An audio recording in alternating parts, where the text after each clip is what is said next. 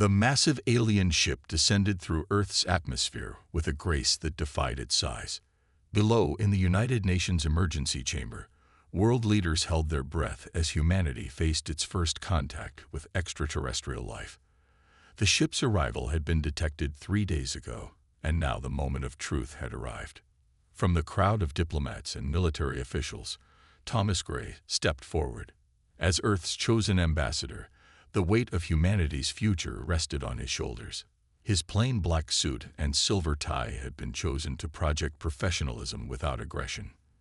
The enormous viewing screen showed the alien vessel touching down in the designated landing zone. The being that emerged from the ship walked on 2 legs, but had blue-tinted skin that seemed to shimmer. It wore flowing robes covered in strange symbols that glowed softly. "I am voice of the council," it announced in perfect English, its words somehow reaching everyone's minds directly. "We come with an invitation for humanity to join the Galactic Council." Gray maintained his composure, though his heart raced. "We are honored by your invitation," he replied carefully. "Earth has long hoped we were not alone in the universe." The alien's expression shifted in a way that seemed almost worried. "We have watched your species for some time. Your technological progress has reached the threshold for contact." However, the voice paused, its glowing symbols pulsing faster. "We must discuss certain restrictions." In the following hours, the voice explained the basics of galactic society. Hundreds of species had formed an alliance, sharing technology and resources. They were currently facing a threat called the Swarm, hostile creatures that consumed everything in their path. Gray listened intently, noting how the voice kept avoiding direct questions about military cooperation. "Surely Earth could help fight these swarm creatures," Gray suggested. "Our species has extensive military experience." The voice's symbols flashed rapidly. That will require careful evaluation. All species must undergo assessment before joining military operations." Something in the alien's tone made Gray uneasy. He had expected either enthusiasm for new allies or concern about Earth's primitive technology. Instead, the voice seemed almost nervous about human military capabilities. The initial meeting concluded with preliminary agreements for cultural exchange and technological sharing. As Gray watched the alien ship depart, he couldn't shake the feeling that something was off. The voice had been eager to discuss trade, science, and diplomacy, but had changed the subject every time combat came up. Later that evening, in his office overlooking New York City, Gray reviewed the recorded conversation. The council's behavior didn't match any of their predicted first contact scenarios. They weren't treating Earth as a primitive backwater or as a valuable new ally. Instead, they seemed to be handling humanity like something that needed careful management. His computer beeped with an incoming message. The council had sent their first official request.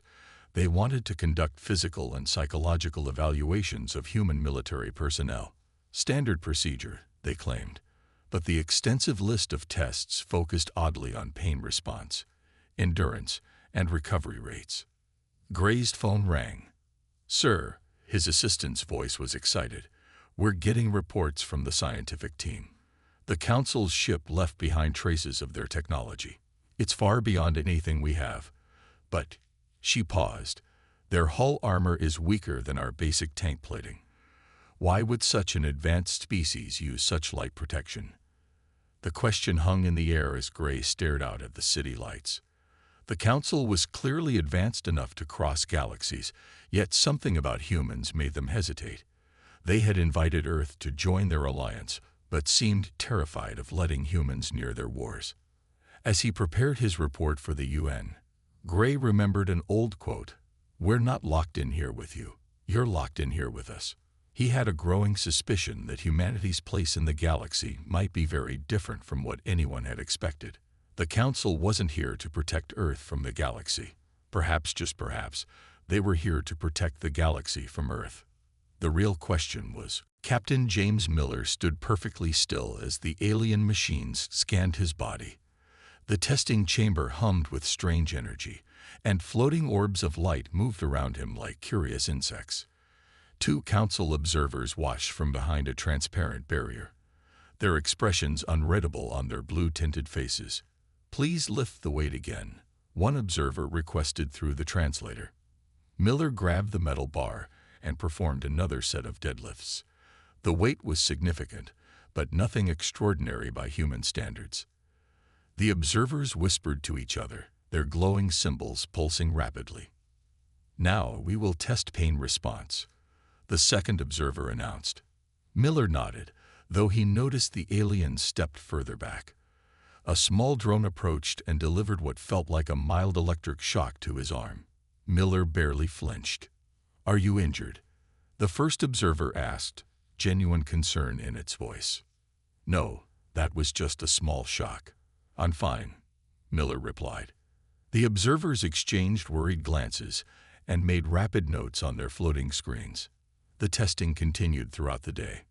Miller ran on a treadmill, performed combat drills, and demonstrated various military techniques. Each time, the observers' reactions grew more disturbed. They seemed especially troubled when Miller continued exercising despite being tired. During a break, Miller watched other species being tested in neighboring chambers. A tall, powerful-looking alien with armored skin attempted the same weight-lifting exercise. It managed one repetition before stopping, claiming the pain was too intense to continue. Miller was confused. The alien seemed physically stronger than him, yet it gave up so quickly. "Your species is," the first observer hesitated, searching for words, "unusually persistent. Most beings stop an activity when it becomes uncomfortable. You humans seem to ignore discomfort." Miller shrugged. "That's just basic training. You push through the pain to get stronger." The observer's symbols flashed in what he was learning to recognize as alarm. In the afternoon, Miller joined a group exercise with other species. They were tasked with completing an obstacle course. The alien participants moved with incredible grace and speed, but they stopped as soon as they faced any challenging or uncomfortable obstacles. Miller, moving slower but steadily, was the only one to complete the course. "How did you continue after scraping your hand?" An impressed alien trainee asked him afterward, pointing to a small scratch Miller had barely noticed. "It's nothing. Just a scratch," Miller replied. The alien trainees backed away slightly, their various appendages trembling. The day's final test involved combat simulations. Miller demonstrated standard hand-to-hand fighting techniques with a training drone. The observers kept increasing the difficulty, seemingly trying to find his breaking point. Their confusion grew when Miller continued fighting effectively despite fatigue and minor injuries. "Enough," the first observer finally announced. "We have seen sufficient." Its voice wavered slightly. As Miller prepared to leave, he overheard the observers talking quietly. His translator caught fragments. "They don't stop. Keep fighting. Pain doesn't work, like the ancient predators." In the locker room, Miller checked his phone. Ambassador Gray had sent a message asking about the testing. As Miller typed his response, he reflected on the day's events. The Council's advanced technology was impressive, but their reactions to basic human capabilities were bizarre. They seemed shocked by things Miller considered normal. A medical drone approached him with a healing device for his scraped hand. Miller tried to wave it away, but the observers insisted. The scratch vanished instantly. The alien seemed unable to understand why he hadn't asked for treatment immediately. "Your species," the second observer said carefully. "How did you survive on your world?" "We adapted," Miller answered simply. "We learned to endure, to keep going when things got tough." The observers' symbols pulsed with colors Miller hadn't seen before. They quickly finished their notes and hurried from the room, whispering intensely to each other. As Miller gathered his things, he wondered what these tests were really about. The Council clearly had amazing technology, but they seemed terrified by basic human resilience. Something wasn't adding up, and he had a feeling these tests were about more than just standard evaluation. The question was, what were they really looking for? And what had they found that scared them so much? The alarm blared through the testing facility without warning. Red lights flashed across the sterile white walls as Captain Miller looked up from his examination table. Through the large observation windows, he saw Council staff running in panic, their glowing symbols flashing rapidly in distress patterns. Swarm breach in Sector 7. The announcement echoed in multiple languages. All personnel evacuate immediately. This is not a drill. Miller jumped to his feet, military training kicking in instantly. Around him, other alien test subjects were crying out in fear. The Council observers had already fled, leaving their specimens behind in the chaos. In the corridor outside, the sounds of combat and strange screeching echoed. "Everyone, stay calm," Miller commanded, taking charge of the room. "We need to move together." The alien subjects looked at him with various expressions of terror and hope.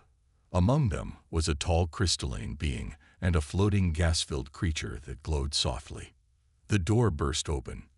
A creature that looked like a cross between an insect and a shadow lunged into the room. Without hesitation, Miller grabbed a metal equipment tray and swung it hard, catching the swarm creature in what he hoped was its head.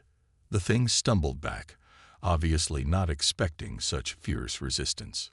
"Move," Miller shouted, ushering the other test subjects toward the emergency exit. More swarm creatures poured in, their black kitten armor gleaming under the emergency lights. Miller held the doorway, fighting with anything he could grab. His knuckles bled from striking the hard carapaces, but he barely noticed. The crystalline alien tried to help, but after one hit, it retreated in evident pain. "How do you continue fighting?" it asked Miller in amazement. "No choice," Miller grunted, kicking another swarm creature back. "Keep moving." They made their way through the corridors, Miller leading from the front. When they encountered security barriers, the floating gas being helped bypass them. The crystalline alien's natural light helped illuminate darker sections. They worked together, but Miller noticed his alien companions would retreat from any direct combat, seemingly overwhelmed by even minor pain. In a large atrium, they found more survivors. Council security forces were attempting to hold back the swarm with energy weapons, but they kept retreating whenever the creatures got too close. Miller saw their problem immediately. They were fighting at range but falling back from any close combat. "Give me one of those weapons," Miller called out. A security officer tossed him a rifle-like device. Miller charged forward, combining the energy weapon with aggressive close-quarter combat. The swarm creatures, used to enemies that retreated from pain and direct contact, seemed confused by this new strategy. "Impossible," he heard one of the council officers mutter. "He's bleeding but still fighting." The turning point came when Miller realized the swarm creatures had a vulnerable spot beneath their armor. He began teaching the security forces to target these areas, encouraging them to press their advantage instead of retreating. Slowly, they began pushing the swarm back. When reinforcements finally arrived, they found Miller still standing, covered in small cuts and bruises, but directing both evacuation and defense operations. The council commanders stared at him with a mixture of awe and horror. "The facility is secure," a commander announced finally. "All swarm entities have been eliminated or driven off." In the aftermath, Miller helped organize medical care, though he refused treatment for himself until others were helped. He noticed the council medical staff seemed obsessed with treating even the smallest injuries immediately. They couldn't understand his priorities. "You fought the swarm directly," one of the commanders said later, approaching Miller carefully. "No species has successfully engaged them in close combat before. The pain, the physical contact, it's considered impossible to endure." Miller wiped blood from a cut above his eye. "Sometimes you have to fight up close to win. Pain is just information. You can't let it stop you when others are counting on you." The commander's symbols pulsed with rapid colors. "Information. Just information." It backed away slightly. "We must report this to the council immediately." As the facility returned to normal, Miller watched the council staff treating him differently. Their earlier scientific curiosity had been replaced with something else. something that looked a lot like fear. The incident had revealed something about humans, something that clearly disturbed them deeply. And Miller had a feeling that this was just the beginning. The Council's emergency session buzzed with nervous energy as classified records were displayed on the giant screens. Ambassador Gray sat beside Captain Miller, both men watching as images and data scrolled past in alien script, occasionally shifting to English translations. The chamber was packed with representatives from dozens of species, all focused intently on the information being revealed. The human species, the Council Elder announced, his symbols glowing dimly, must be reclassified immediately. Our initial assessments were dangerously incomplete. New images appeared, showing human military training alongside comparable data from other species. The room filled with gasps and murmurs as side-by-side comparisons played out. What humans considered basic training exceeded most species' extreme survival limits. Observe, the Elder continued, his voice trembling slightly. Humans operate in a perpetual state that would be considered severe trauma for most species. They intentionally damage their muscle tissue through exercise to become stronger. They'd routinely ignore injury warnings that would incapacitate others. Miller shifted uncomfortably as footage from his fight with the swarm played. The council members watched in horror as he continued fighting despite multiple injuries that their medical data classified as severely painful. According to our research, a scientific advisor stepped forward. Humans evolved as persistence hunters. They pursued prey until it collapsed from exhaustion. This pursuit could last for days. The advisor's symbols pulsed rapidly. No other council species developed this way. Most evolved from either prey animals or ambush predators. Gray leaned forward. Are you saying we're unique in the galaxy? Unique is an insufficient word, the Elder replied. You are apex predators who can pursue targets indefinitely. You ignore pain that would stop any other species. Your bodies repair damage while you continue fighting. The Elder paused, searching for words. This is unprecedented. More data appeared, showing human pain tolerance tests alongside other species' results. The differences were staggering. What humans classified as minor discomfort registered as unbearable agony for most species. Furthermore, the scientific advisor continued, humans exhibit pack predator behavior combined with advanced problem solving. They coordinate their hunting efforts and adapt strategies mid-combat. The incident with the swarm demonstrated this clearly. The room erupted in concerned whispers as combat footage showed humans working together, developing new tactics even while injured. The council species seemed particularly disturbed by scenes of soldiers helping each other while wounded. Most concerning, the Elder's voice cut through the noise, is their psychological response to threat. Humans don't retreat from danger to their pack. They become more aggressive, intentionally drawing attention to protect others. This behavior defies all rational survival instincts. Miller and Gray exchanged glances. What seemed like basic human nature to them was apparently terrifying to the galactic community. The courage and sacrifice they had always admired in soldiers was being described like some kind of horrifying biological weapon. In light of this evidence, the Elder announced, humans must be classified as extreme apex predators.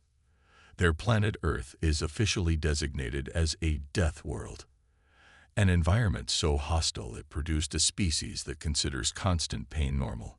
The classification appeared on the main screen, alongside warnings and restriction notices. Gray stood up, ready to protest, but the Elder raised a hand. This is not a condemnation, Ambassador. It is a recognition of fact. Your species can endure conditions that would kill most council members. You consider it normal to continue fighting after sustaining injuries that would incapacitate our strongest warriors. The room fell silent as the implications sank in.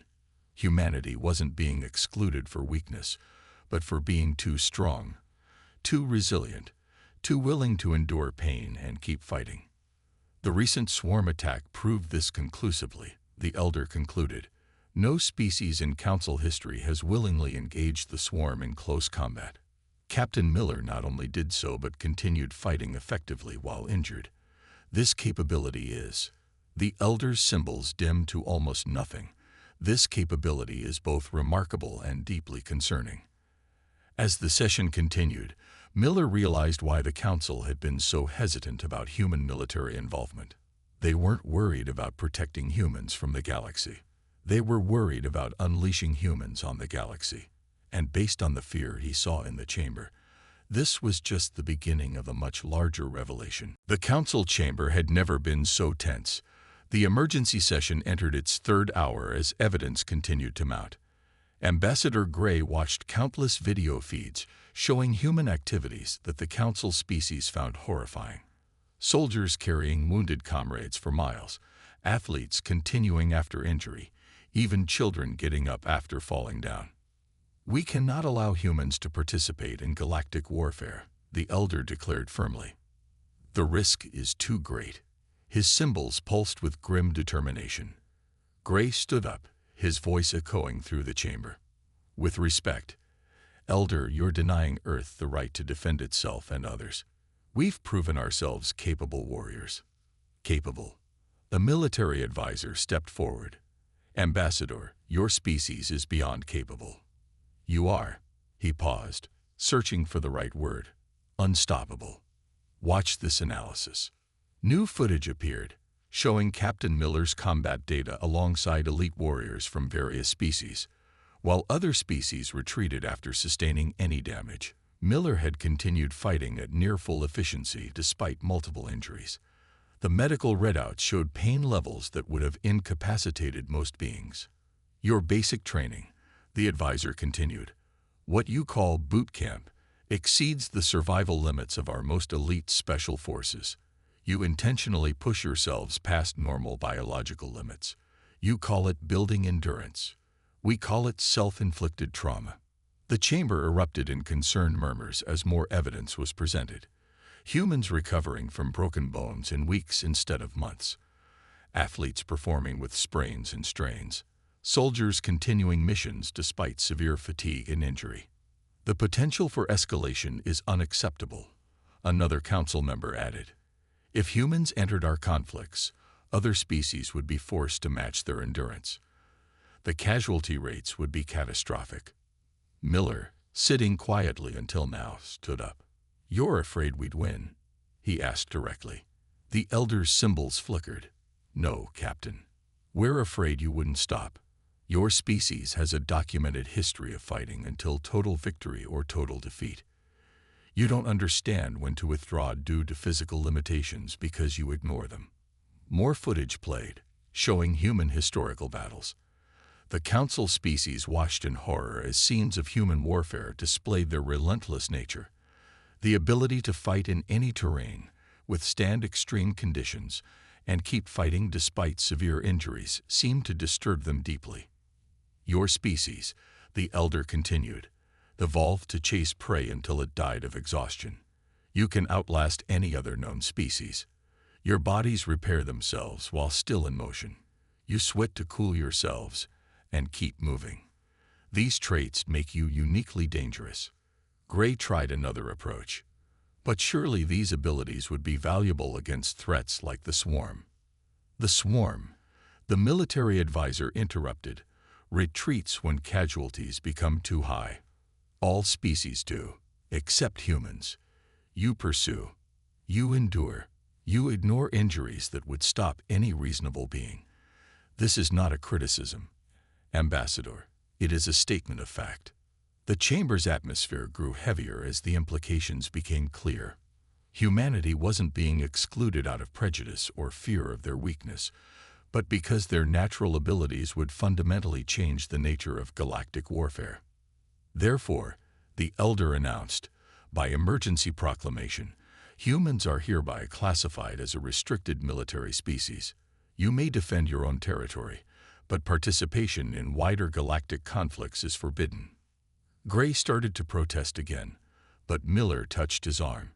The captain had noticed something in the Elder's tone, not fear of defeat, but genuine concern for the galaxy's stability.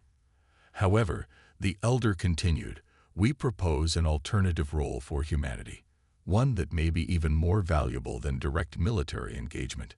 The screen shifted to show new data, and the Elder's symbols brightened slightly. We believe humans may serve the galaxy better as peacekeepers rather than warriors. Your mere presence, your reputation alone, could prevent conflicts before they begin. As the implications of this new role sank in, Gray and Miller exchanged glances. The Council wasn't imprisoning humanity. They were offering them a position of significant influence, precisely because of what made them different. The question was, could humanity accept being feared enough to keep the peace without being allowed to fight the wars? Captain Miller stood in the demonstration area, facing a group of Council observers and military leaders. The request had been simple but unusual. Show them standard human combat training. Behind a protective barrier, dozens of alien species watched with a mixture of curiosity and apprehension. This is a basic obstacle course, Miller explained, gesturing to the setup he'd helped design. Every human soldier must complete this as part of routine training. The course looked simple enough. Walls to climb, tunnels to crawl through, ropes to swing on, and weights to carry. The first demonstration began. Miller ran the course at what he considered an easy pace. He climbed, crawled, and carried weights while explaining each section. When he finished, he wasn't even breathing hard. The observers' symbols were pulsing rapidly. You did all this, consecutively, without rest?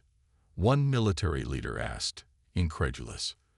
This is just a warm-up, Miller replied. Usually, we do this several times, adding weight or time pressure. The alien symbols flashed in patterns he now recognized as distress. At their request, representatives from different species attempted the course. The results were shocking. To them, not to Miller. Most couldn't complete even half the course. They stopped at the first sign of muscle strain or discomfort. The few that pushed harder had to be treated for what their bodies considered serious trauma. Now, let's demonstrate basic hand-to-hand combat, Miller continued. He began showing standard military fighting stances and strikes. The room grew quieter with each demonstration. When he explained how humans practiced these moves hundreds of times until they became muscle memory, several observers had to leave the room. You intentionally strike each other, repeatedly. For practice, a medical officer's voice shook as they spoke. The pain threshold alone should make this impossible. Miller tried to explain the concept of pushing through the pain. And no pain, no gain. Each explanation seemed to disturb them more. When he demonstrated how soldiers learned to fight while injured, the remaining observers backed away from the barrier. And this is normal training for all human soldiers. The military leader's symbols had dulled to almost nothing. This is basic training, Miller corrected. Special forces do much more intense versions of these exercises. He didn't mention the advanced training programs, seeing how they were reacting to the basics. The Council demanded to see training records. They watched in horror as footage showed human soldiers running marathons with heavy packs, practicing combat while exhausted, and getting up to continue after being knocked down. What humans saw as determination and resilience, they saw as terrifying persistence. Your species, a scientific advisor spoke slowly, performs these activities despite clear signals from your pain receptors. You ignore biological warnings that would stop any rational being, and you do this voluntarily. We call it pushing our limits, Miller explained. It's how we improve. He demonstrated more techniques. Boxing combinations, grappling moves, weapon disarms. With each demonstration, the observers' reactions grew more concerned. They seemed especially disturbed by how quickly humans could switch from casual conversation to intense physical activity. This explains much, the military leader finally said. Your species doesn't just endure combat. You train for it constantly. You intentionally subject yourselves to stress and pain to improve performance. They struggled for words, this is beyond our comprehension. As the demonstration concluded, Miller noticed the observers keeping more distance from him. Their earlier scientific curiosity had been replaced with something closer to awe or fear. They had come expecting to see human military capabilities. Instead, they had seen something that challenged their basic understanding of biological limits. One final question, the scientific advisor asked. These training methods, do they ever result in failure? Death? Sometimes, Miller admitted. But that's why we train so hard. So we're ready when it really matters. The room fell silent. The concept of risking death in training was apparently too much for them to process. As Miller packed up his equipment, he heard them whispering among themselves. Their translator wasn't working perfectly, but he caught phrases like constant combat state and voluntary pain endurance. They had come to evaluate human military capabilities. They had discovered something far more fundamental, and to them, far more frightening. Ambassador Gray sat at the massive negotiating table, facing the Council's diplomatic committee. The past week had been intense, filled with discussions about humanity's new role in galactic society. Captain Miller stood behind him, his presence alone causing subtle ripples of unease among the alien representatives. "We propose," Gray said carefully, "that human peacekeepers be allowed to operate in disputed territories, not as warriors, but as guardians." He noticed how the aliens relaxed slightly at the word guardians rather than soldiers. The Elder's symbols pulsed thoughtfully. "Your proposal has merit. Already, systems near Earth have reported decreased pirate activity, simply because human ships might be present. Fear can be a powerful tool for peace," Miller added quietly. Several council members flinched at his voice, their recent exposure to human combat demonstrations still fresh in their minds. The negotiations continued as they worked out the details. Human peacekeepers would be stationed at key points throughout the galaxy. They wouldn't fight unless absolutely necessary. Their mere presence would be enough to deter most conflicts. "There is another matter," the Elder said, displaying new data on the floating screens. "Since the footage of Captain Miller fighting the swarm was leaked, we've recorded a 40% decrease in swarm incursions across all sectors." Gray leaned forward, interested. "They're afraid of us. They're intelligent enough to recognize an apex predator," a military advisor explained. "The swarm operates on perfectly logical risk assessment. Humans represent an unacceptable level of risk." The screen showed new statistics. Regions that had accepted human peacekeepers were seeing dramatic drops in criminal activity. Species that had traditionally preyed on weaker ones were suddenly finding better ways to resolve their differences.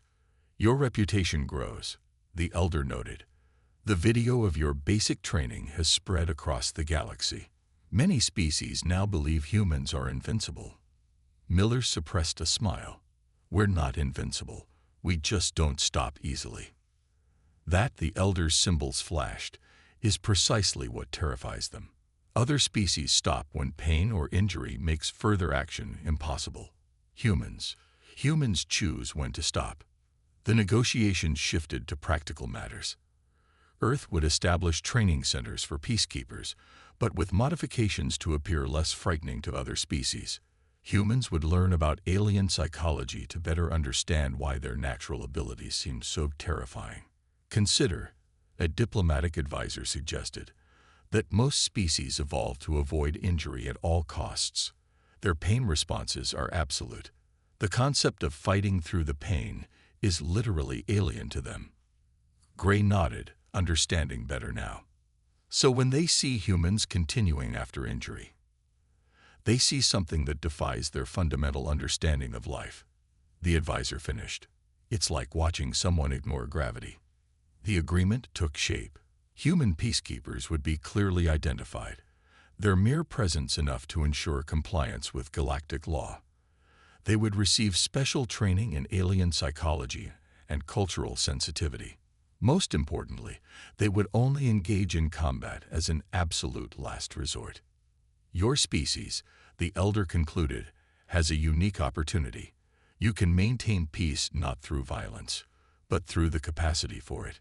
Your reputation alone will prevent more conflicts than any army. As they finalized the details, Gray realized how drastically humanity's role had changed. They had come to the stars expecting to fight alongside alien allies.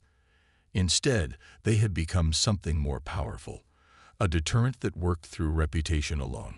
There is one final matter, the Elder added. We've detected several previously hostile species attempting to open diplomatic channels. They all cite the same reason.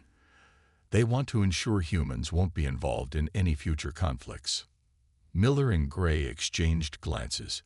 Humanity had achieved peace through strength, but not in the way anyone had expected. Their capability for violence had become so respected that they rarely needed to use it. As they left the chamber, Gray noticed how other species gave them a wide berth, their symbols pulsing with a mixture of respect and apprehension. Humanity had found its place in the galaxy, not as warriors, but as peacekeepers whose very nature made war unthinkable. The galaxy was learning a lesson humanity had known for centuries. Sometimes the strongest warrior is the one who never needs to fight. The Council's research facility buzzed with activity as scientists from dozens of species studied the latest findings about human evolution. Captain Miller watched as they examined holographic displays showing the development of different species across the galaxy. Ambassador Gray stood beside him, both men fascinated by what they were learning about their own species' unique path. The data is conclusive, the lead researcher explained, her symbols glowing with excitement and slight nervousness. Every other known intelligent species evolved from either prey animals or ambush predators. Humans are the only ones who evolved as persistent hunters. The displays showed various alien species and their evolutionary paths. Some had developed from creatures that hid from danger, others from those that struck quickly and retreated. None showed the steady, relentless pursuit style that had shaped humanity. Your ancestors, the researcher continued, would follow prey for days. No other species developed this capability. The constant running, the ability to cool through sweating, the capacity to repair tissue while still moving. These traits are unique to humans. Miller watched the reconstructions of early human hunters. What seemed natural to him, the steady pursuit, the ability to keep going despite exhaustion, was apparently terrifying to species that evolved to either flee or strike quickly.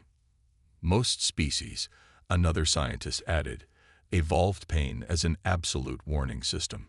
When they feel pain, they stop. It's not a choice. Their bodies simply cease functioning. Humans. He paused, symbols flickering. Humans developed pain as an advisory system. You can choose to ignore it. The screen showed comparisons of neural responses to injury. Other species showed complete shutdown of motor functions when pain reached certain levels.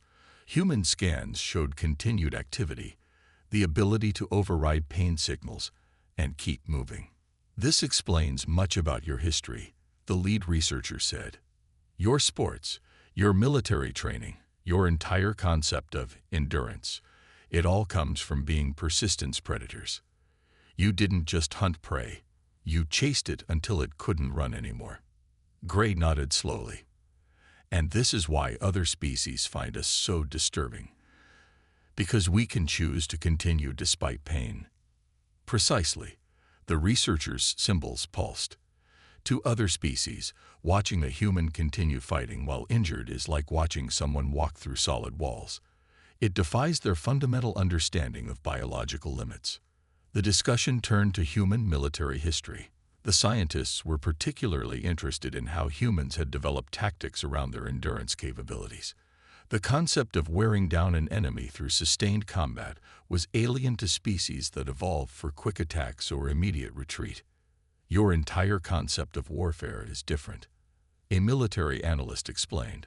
Other species fight to establish dominance quickly. Humans fight until they achieve their objective, regardless of time or casualties. You can lose multiple battles and still continue a war.